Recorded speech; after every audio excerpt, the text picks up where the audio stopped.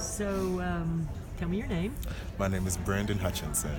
Okay, so Brandon Hutchinson, you have a different Facebook name. What's I that? do. It is Corde Modest. And why? Modeste.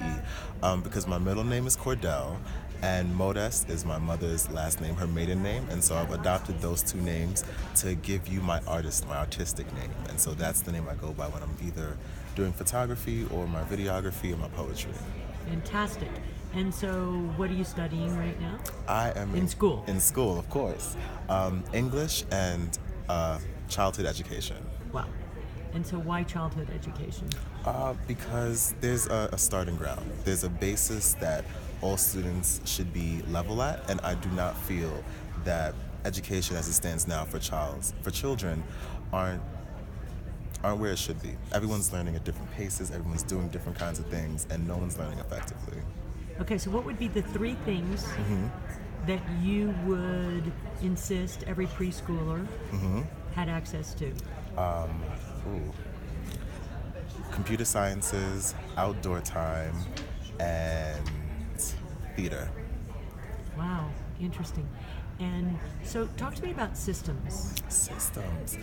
Which kinds of systems? There are so many systems I'm involved in.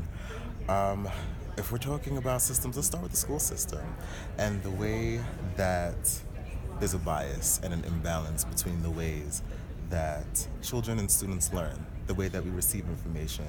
And that imbalance and that bias starts with the educators themselves and the systems that were created for education. They were not created to empower or to uplift a student's life. They were made so that way it was a pipeline kind of system where you ended up in school and after school you were able to work. But as students and people were able to grow and evolve, we learned that there's such creativity to life and so many more things to understanding what it's meaning to be an adult that we just don't learn in school. There's just a rhetoric of learning from textbook to test to life, and there are so many things that are missing in between. And it's funny, but this is one of the things that I always go to, like balancing a checkbook.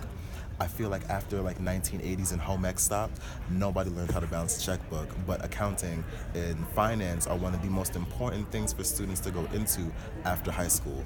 But how are you preparing students from the elementary school age level to be successful in all of these other facets and take on all of the societal pressures that come with having to go to school?